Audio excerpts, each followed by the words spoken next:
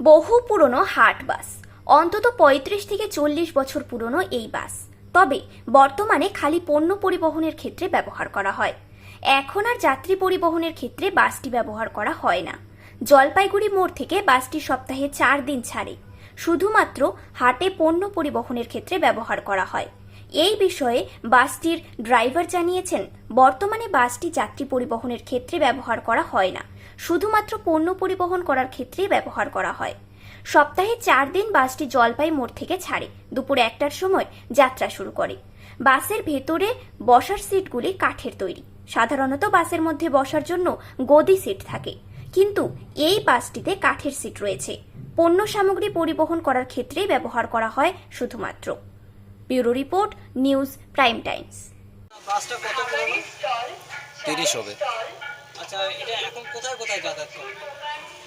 এটা বেলাকোবা, রাজগঞ্জ। এমনি যাত্রী পরিবহন করে? হাটের জন্য হয় শুধু। শুধু মাল টানার জন্য ব্যবহৃত হয়। হাটের লোক। সপ্তাহে কয়দিন যাতায়াত করে? 4 দিন। ও কোন কোন বার? বুধবার, সোমবার, শুক্রবার, শনিবার। কখন থেকে ছাড়ে বাসটা? 1টার সময় ছাড়ে। বেলাকোপা রাজগঞ্জে যায়, আর ওখান থেকে আবার ফিরেও আসে?